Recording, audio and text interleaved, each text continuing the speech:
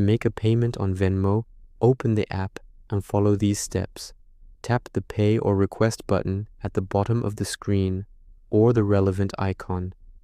Use the search bar to find the recipient by their name, Venmo username, phone number, or email address.